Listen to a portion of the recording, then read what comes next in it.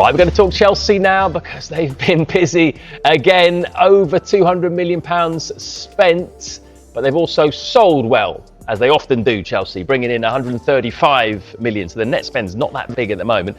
Might be about to get a little bit bigger though. What's the latest on the defender, Jarell Hato? This deal, Matt, feels like it's edging ever closer to completion. We reported a few days ago that the deal for Hato was agreed with Ajax, a deal for an initial fee of £35.5 million for the 19-year-old. And of course, Hato, at 19 years old, has developed so much at Ajax. He wore the captain's armband at just 17 years old, and he really fits Chelsea's profile of the type of signings they have tried to get in the last 12 months or so, really rebuilding this Chelsea side. And really, the good thing about Hato is also his versatility. He can also play left back as well as centre back, and I think the idea would be to give a bit more time off maybe to Marc Cucurella, who played a lot of games last year. But it's interesting, Matt, I've been asking a few sources in the Netherlands about Hato and just what he's like, and he was described to me as a very calm personality, but also very interesting. He works individually with former Chelsea defender Winston Bogarde, individually on his game, who only made a handful of appearances for Chelsea. You can tell me the story in a minute. That's not a good thing. I want to know more about that. You're not watching, mate. But I think what's interesting is Hato sees himself as a centre-back, of course. He's very good on the ball. I saw him a few years ago against Aston Villa in the Conference League, and he talked about how he wanted to play in the Premier League one day. Virgil van Dijk is his idol, of course, being Dutch.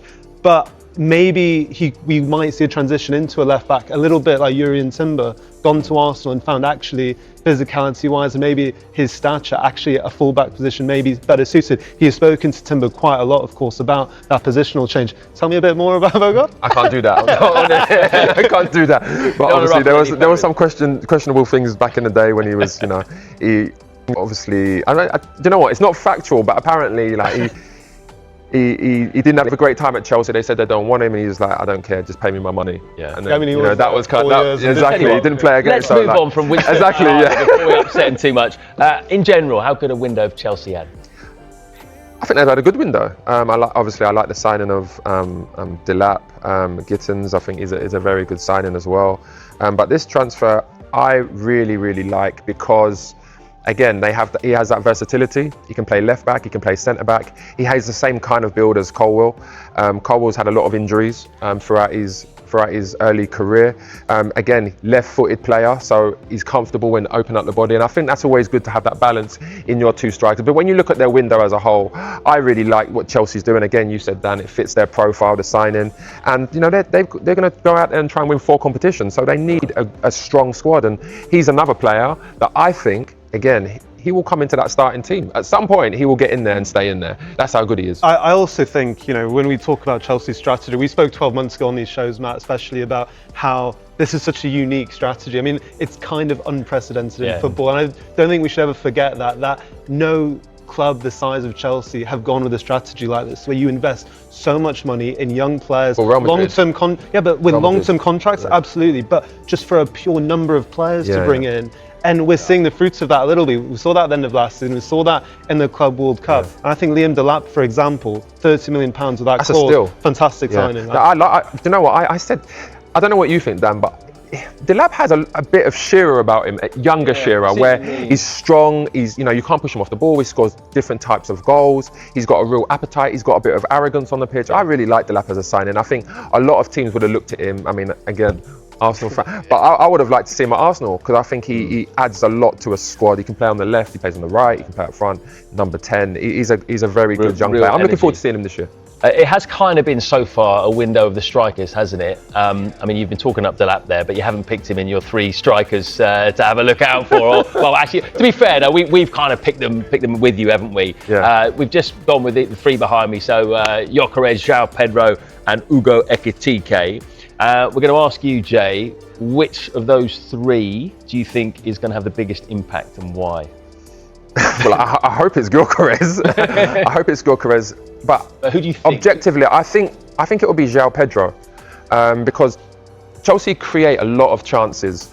And Jackson last year and even the year before, as much as he scored goals, some very good goals, he missed a lot of chances as well. And I feel like João Pedro, he's a very good player because I wouldn't say he's a typical number 9.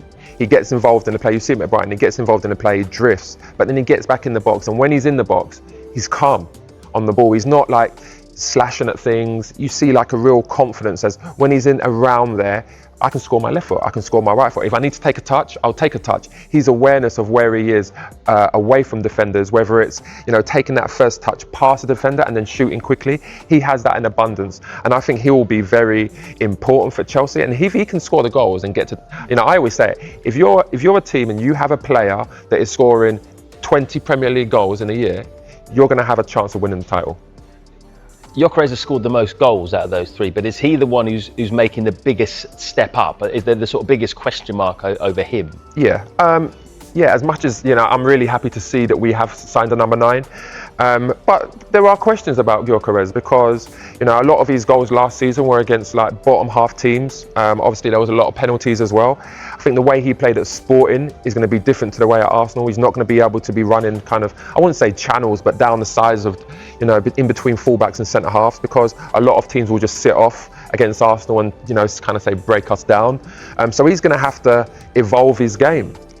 He's going to be having to come off into areas and be cute, little 1-2s. His awareness needs to be good. And then when crosses go in the box, he needs to be there to score headers, get them ugly goals. He didn't score a header last year.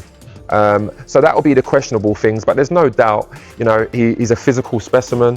He's strong, he's fast. And when the balls do get played over the top, yeah, he's powerful, and he has scored some unbelievable goals as well. You mentioned the difference in styles as a forward. I mean, like you said there, at Arsenal, it will be different. Sporting Lisbon, you often play teams, you know, they play in a different style. They'll often play against teams who sit back in a deep block. So as a forward, how do you adapt to that? And how do you think he'll find the Premier League? That's a very good question. I think he's going to find the Premier League very hard. I mean, it's no disrespect to the Portuguese league, but I think by Opta, I think the Championship is rated higher than the Portuguese league. And, you know, he done all right at Coventry, scored some important goals, but ultimately when you go and play in the Premier League, you're playing against top class defenders every single week pretty much. They're all fast, they're all strong. So, you know, that kind of physical battle that you might have the edge over in the Portuguese league, you don't have that in the Premier League. So then what do?